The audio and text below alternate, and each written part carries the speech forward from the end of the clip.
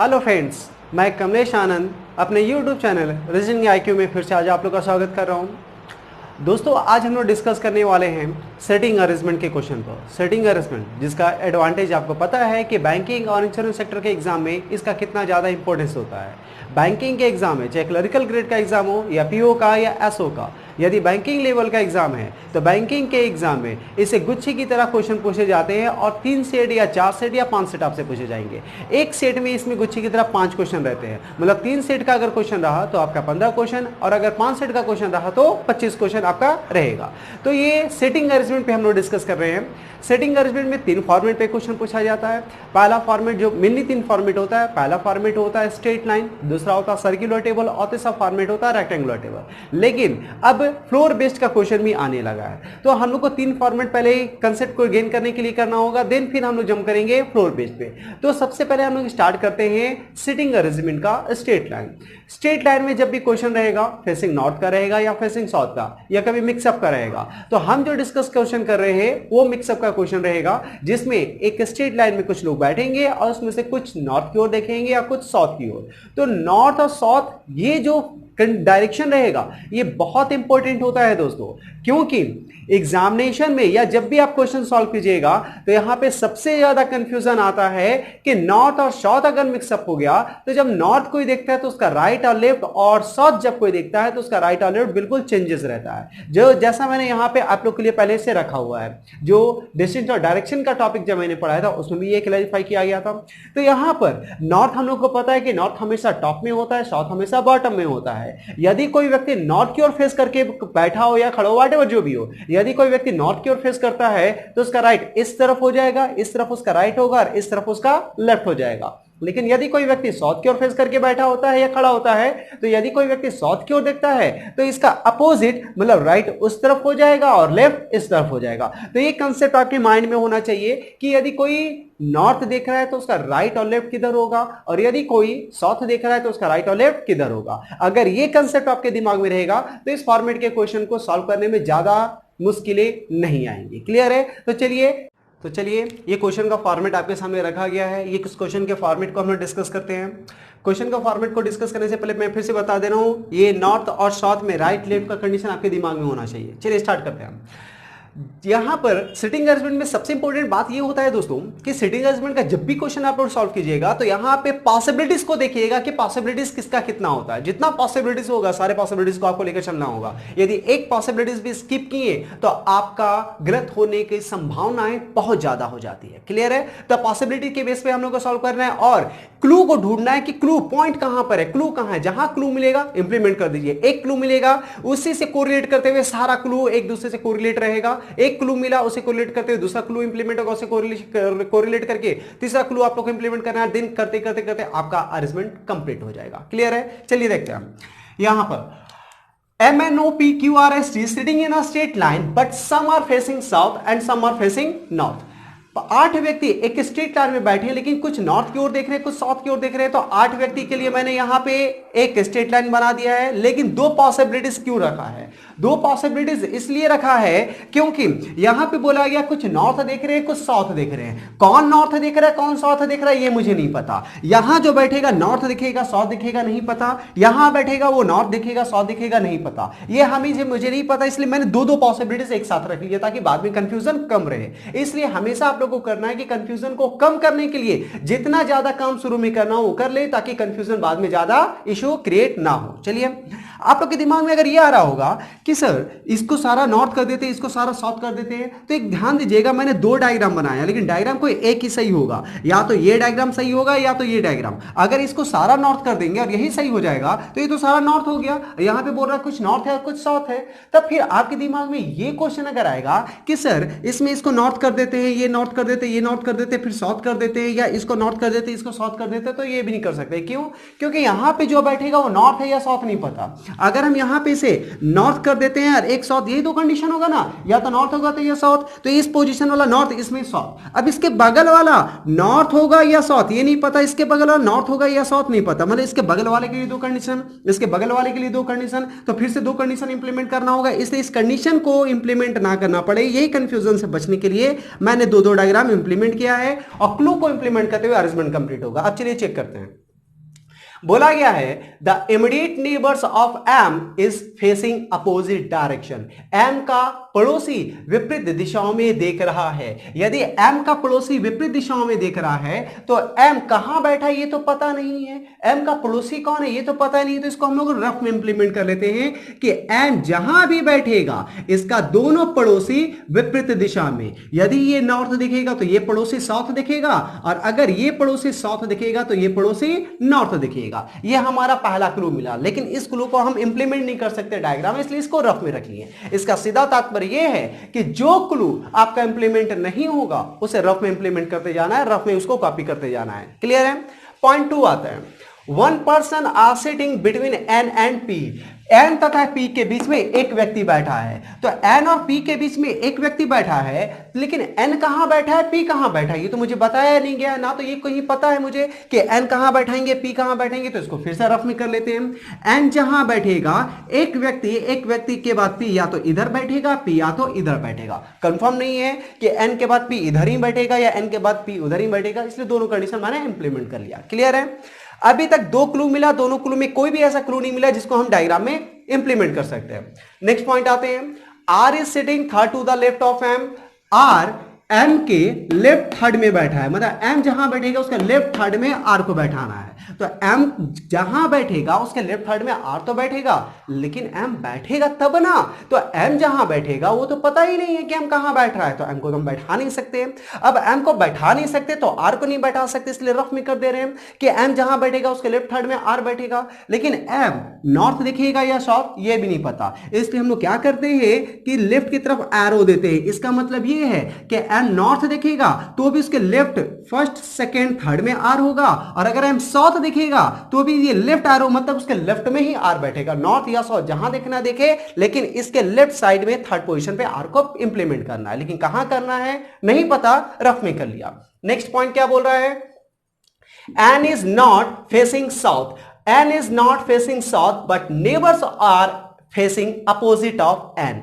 N south नहीं देख रहा है। अब इसका सीधा तात्पर्य यह है कि यदि एन साउथ नहीं देख रहा है मतलब एन नॉर्थ देख रहा है। एन नॉर्थ देख रहा है मतलब एन टॉप की ओर देख रहा है, ठीक है, क्योंकि टॉप हमारा नॉर्थ होता है। अब एन अगर नॉर्थ देख रहा है तो इसके अपोजिट के नेबर जो है एन के अपोजिट में देख रहे हैं। तो एन नॉर्थ है तो इसका दोनों नेबर कहां देखेगा, इसका अपोजिट मतलब साउथ। लेकिन एन खुद कहां बैठा है अभी कंफर्म नहीं है। 4 क्लू हम लोग को दिया गया है, 1 2 3 4, लेकिन चारों क्लू में एक भी क्लू ऐसा नहीं मिला जिसको हम इंप्लीमेंट कर सकते, इसलिए इसको रफ में रख दिया गया। तो यहां पे ये सोचने वाली है, यहां पे साइकोलॉजिकल इफेक्ट होता है, क्योंकि बहुत सारे स्टूडेंट को ये देखा गया है कि जब वो सिटिंग अरेंजमेंट का क्वेश्चन बनाना शुरू करते हैं तो शुरू का क्लू, दूसरा क्लू, तीसरा क्लू या चौथा क्लू नहीं बैठ पाता है हमारा डायग्राम में, तो वो सोचते हैं कि हम कुछ गलतियां कर रहे हैं इसलिए फिर से आने लगते हैं। इसलिए ऐसा कभी नहीं सोचना है, क्योंकि आप तब ना इंप्लीमेंट कीजिएगा डायग्राम में जब आपको कोई क्लू दिया जाएगा। आप रैंडम तो यूज नहीं कर सकते हैं, तो जब आपको क्लू दिया जाएगा तब खुद ब खुद इंप्लीमेंट होगा। आपको क्लू मिला ही नहीं है तो कहां से इंप्लीमेंट करेंगे,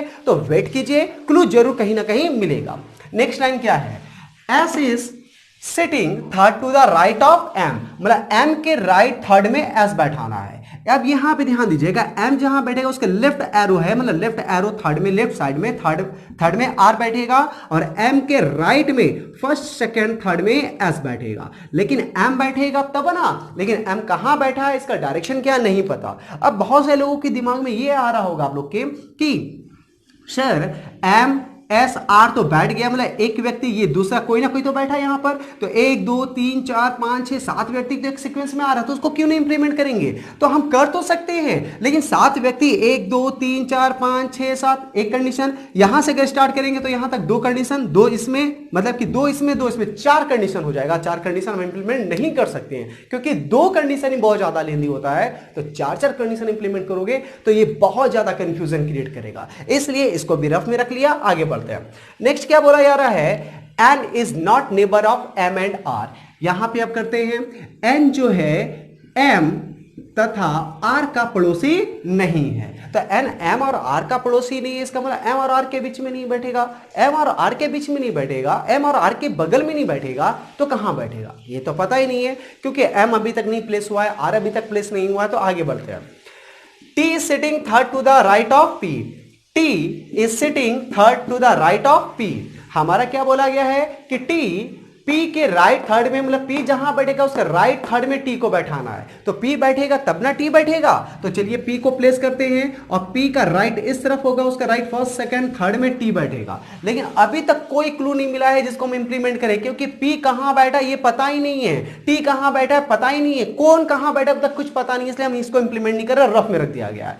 नेक्स्ट क्या है, the neighbour of O are same direction, the neighbours of O face same direction, मतलब ओ का पड़ोसी सेम एक ही दिशा की ओर देख रहा है। तो ओ का एक पड़ोसी नॉर्थ दिखेगा तो दूसरा भी नॉर्थ दिखेगा, और यदि ओ का एक पड़ोसी साउथ दिखेगा तो दूसरा भी साउथ दिखेगा। लेकिन ओ का एक पड़ोसी, पहले ओ कहां बैठा ये तो पता ही नहीं है, और ओ का पड़ोसी एक भी कहां देख रहा है ये भी नहीं पता है, तो पता चलेगा तब तो हम दूसरे को प्लेस करेंगे।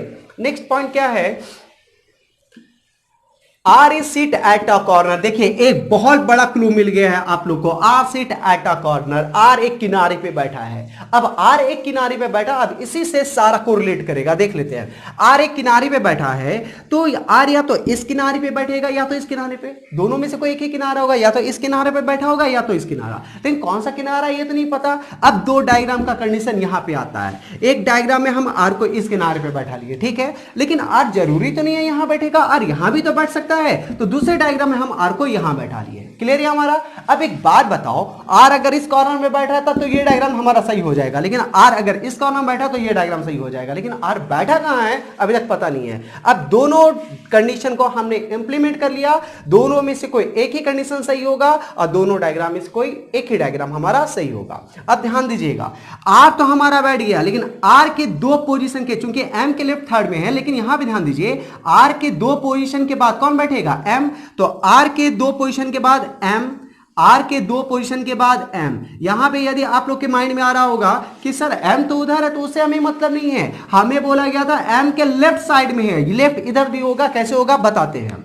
अब ध्यान दीजिएगा, एम बैठ गया है, एम के दो व्यक्ति के बाद कौन होगा, एस, एम के दो व्यक्ति के बाद एस यहां बैठ गया, एम के दो व्यक्ति के बाद एस यहां बैठ गया। क्लियर है। लेकिन कंडीशन था एम के लेफ्ट की तरफ आर होगा, तो यहां पर यदि एम नॉर्थ या साउथ कहीं ना कहीं तो दिखेगा, यदि एम को साउथ करेंगे तो इसका लेफ्ट इधर हो जाएगा, एम को साउथ करेंगे तो इसका लेफ्ट इधर हो जाएगा, तो इधर तो आर होना चाहिए था, आर है नहीं, दैट्स मीन एम कहां दिख रहा है, नॉर्थ। एम नॉर्थ दिखेगा तभी इसके लेफ्ट थर्ड में आर होगा और एम के राइट थर्ड में एस होगा अकॉर्डिंग टू कंडीशन। यहां पर एम को साउथ देखना पड़ेगा, यदि एम साउथ दिखेगा तो इसका लेफ्ट फर्स्ट सेकंड थर्ड में आर और इसके राइट फर्स्ट सेकंड थर्ड में एस। क्लियर है। ये हमारा डाटा इंप्लीमेंट हो गया है, तो जो क्लू इंप्लीमेंट हो गया है इसको क्रॉस कर लेते ताकि कंफ्यूज ना हो कि ये क्लू अभी भी बाकी है, ये हट गया है, इसको हटा देते हैं। नेक्स्ट पॉइंट में आते हैं। अब क्या बोला जा रहा है कि यहां पर हमारा क्लू दिया जा रहा है कि P के राइट थर्ड में T बैठेगा, P के राइट थर्ड में T बैठेगा। यहां पे एक और क्लू है, O is sitting immediate, O is immediate right of T, O is immediate right of T, मतलब T जहां बैठेगा उसके तुरंत राइट में कौन बैठेगा, O। And facing south, and facing south मतलब किसके लिए है, O के लिए। O कहां देखेगा, साउथ की ओर। ये हमारा क्लू हो गया। अब एक क्लू बचा, ओनली 4% फेसिंग साउथ, इसको छोड़ देते हैं, नॉर्थ इसको छोड़ देते हैं, बाकी सारा डाटा हमारे यहां पे कंप्लीट है। अब ध्यान दीजिएगा, यहां पे बोला गया है कि एन एम और आर के बगल में नहीं बैठेगा, एन एम के बगल में यहां नहीं बैठेगा, आर के बगल में यहां नहीं बैठेगा, तो 1 2 3 स्थान में नहीं बैठेगा। इसका मतलब एन या तो यहां बैठेगा या तो यहां। सिमिलरली यहां पर आर के बगल में यहां नहीं बैठेगा, एम के बगल में यहां नहीं बैठेगा, तो एन या तो यहां बैठेगा या तो यहां। कंफर्म नहीं है, बैठ गया, लेकिन कंडीशन था एन और पी के बीच में एक व्यक्ति होना चाहिए, मतलब एन जहां एक छोड़कर पी, एक छोड़कर पी। अब ध्यान दीजिएगा, एन अगर यहां बैठा हुआ है तो एक छोड़कर पी यहां बैठेगा, और अगर एन यहां तो एक छोड़कर पी तो नहीं बैठ सकता है ना, मतलब यही दो कंडीशन है एन और पी के लिए। एन पी यहीं बैठेगा, एन पी यहीं बैठेगा। सिमिलरली एन अगर यहां तो पी यहां, और अगर एन यहां तो पी यहां। क्यों दोनों का नाम लिखा गया, क्योंकि अभी तक कंफर्म नहीं है कि एन और पी एग्जैक्टली कहां बैठेगा, लेकिन ये कंफर्म है कि यही दो पोजीशन में से किसी एक पोजीशन पर बैठेगा। ये क्लियर हो गया। तो ये कंडीशन भी हमारा कंप्लीट हो गया है, ये कंडीशन भी हमारा कंप्लीट हो गया। अब इस क्लू को उठाते हैं। P के राइट थर्ड में कौन होना चाहिए, T। P जहां बैठेगा उसका राइट थर्ड में T होना चाहिए। P को यहां बैठेंगे तो राइट या लेफ्ट को भी छोड़िए, बस P के दो व्यक्ति के बाद T होना चाहिए, ये पता होना चाहिए। तो P यहां दो व्यक्ति के बाद T बैठ सकता है, और P यहां तो दो व्यक्ति के बाद T बैठ सकता है। लेकिन कंडीशन क्या है, टी और ओ अगल बगल में यहां बोला है, टी के राइट में है तो राइट वाला का कंडीशन को छोड़ते हैं, लेकिन ये पता है कि टी के बगल में ओ बैठेगा। तो ध्यान दो, अगर पी के दो व्यक्ति के बाद टी और टी के बगल में ओ, तो पी के दो व्यक्ति के बाद टी यहां बैठाएंगे, तो पी के दो व्यक्ति के बाद टी यहां बैठेंगे, तो यहां पे तो एन को बैठना पड़ेगा, और टी यहां बैठेगा तो उसके बगल में ओ नहीं प्लेस होगा। इसका सीधा से तात्पर्य कि पी यहां नहीं बैठेगा, यहां पे एन बैठेगा, यहां पर पी बैठेगा, और पी के दो व्यक्ति के बाद टी बैठेगा और टी के बगल में ओ बैठेगा। क्लियर है? लेकिन कंडीशन था पी के राइट में टी होना चाहिए, तो पी साउथ दिखेगा तभी इसका राइट फर्स्ट सेकंड थर्ड में टी होगा, और टी के राइट में ओ होना चाहिए तो टी को भी साउथ दिखना होगा तभी इसके राइट में ओ होगा। ये कंडीशन क्लियर है? यहां पे आते हैं। सिमिलरली पी के दो व्यक्ति के बाद टी और टी के बगल में ओ, पी के दो व्यक्ति के बाद टी तो बैठेगा लेकिन इसके बगल में ओ नहीं बैठ पाएगा, तो पी कंफर्म यहां बैठेगा, एन यहां पे बैठेगा, पी के दो व्यक्ति के बाद टी बैठेगा और टी के बगल में ओ बैठेगा। लेकिन पी के राइट में टी को बैठाना है तो पी को नॉर्थ देखना होगा, इसके नॉर्थ देखते ही इसका राइट फर्स्ट सेकंड थर्ड में टी बैठ जाएगा, और टी के इमीडिएट राइट में ओ बोला है तो टी के इमीडिएट राइट में ओ हो जाएगा। ये क्लियर है हमारा? ये क्लू कंप्लीट हो गया है, ये क्लू कंप्लीट हो गया है। अब बोला गया था कि ओ साउथ की ओर देखेगा, तो ओ साउथ देखेगा तो ओ को नीचे कर लेते हैं, ओ साउथ देखेगा तो ओ नीचे कर लेते हैं। अब बोला गया है ओ का दोनों पड़ोसी एक ही दिशा में है, मतलब एक नॉर्थ है तो दूसरा नॉर्थ, एक साउथ है तो दूसरा साउथ। ओ का ये पड़ोसी साउथ है तो ये भी साउथ दिखेगा, ओ का ये पड़ोसी नॉर्थ है तो ये भी नॉर्थ दिखेगा। ये भी क्लियर हो गया। अब यहां पे एक चीज ध्यान दीजिएगा, एक पोजीशन वैकेंट है तो उसको पहले पुट कर देते हैं। हमारा एम हो गया, एन हो गया है, ओ हो गया है, पी हो गया, क्यू नहीं हुआ है, तो क्यू को यहां पे इंप्लीमेंट कर दिया जाए, क्यू को इंप्लीमेंट कर दिया जाए। ध्यान दीजिएगा दोनों अरेंजमेंट हमारा सही जा रहा है, अभी तक कोई भी अरेंजमेंट गलत नहीं हुआ है, दोनों सेटिस्फाइड कर रहा है हर कंडीशन को, लेकिन होगा कोई एक ही ना सही, दोनों तो सही नहीं होगा, फिर भी चेक कर लेते हैं। ये भी कंडीशन हमारा कंप्लीट हो गया। अब एक कंडीशन ये बचा हुआ है कि एम का एक तरफ नॉर्थ दिखेगा तो दूसरा साउथ, एम का एक तरफ साउथ दिखेगा तो दूसरा नॉर्थ। एम का ये पड़ोसी साउथ दिख रहा है तो ये नॉर्थ होना चाहिए, और अगर एम का ये नॉर्थ दिख रहा है तो ये साउथ होना चाहिए। ये क्लियर हो गया। अब यहां पे कंडीशन हमारा बच रहा है एस और एन। एन के लिए पहले ही बोल दिया गया कि एन नॉर्थ दिखेगा, एन नॉर्थ कर देते हैं, और एन का पड़ोसी साउथ दिखेगा तो एन का पड़ोसी साउथ कर लेते हैं। ये कंप्लीट हो गया। लेकिन कंडीशन के अकॉर्डिंग क्या बोला जा रहा है कि ओनली 4 पर्सन फेसिंग नॉर्थ, सिर्फ 4 व्यक्ति नॉर्थ दिखेगा। तो यहां पे ध्यान देते 1 2 3 4, 4 व्यक्ति नॉर्थ है, और यहां पर 1 2 3 3 ही व्यक्ति नॉर्थ है, लेकिन अकॉर्डिंग टू कंडीशन 4 व्यक्ति नॉर्थ होना चाहिए, तो ये डायग्राम हमारा सही हो जाएगा और ये डायग्राम हमारा गलत हो जाएगा। क्लियर है? अब इस डायग्राम के बेसिस पे आपसे क्वेश्चन पूछे जाएंगे, उस क्वेश्चन को सॉल्व करना है। तो ये डायग्राम हमारा फाइनल अरेंजमेंट है, इसी अरेंजमेंट के बेसिस पे क्वेश्चन को सॉल्व करना है। क्लियर है? तो ये वीडियो आप लोग को कैसा लगा नीचे कमेंट बॉक्स में कमेंट जरूर कीजिएगा, और यदि कहीं भी थोड़ा सा डॉट आएगा तो उसका भी नीचे कमेंट में कमेंट कीजिएगा, उस डॉट को फिर से क्लियर किया जाएगा।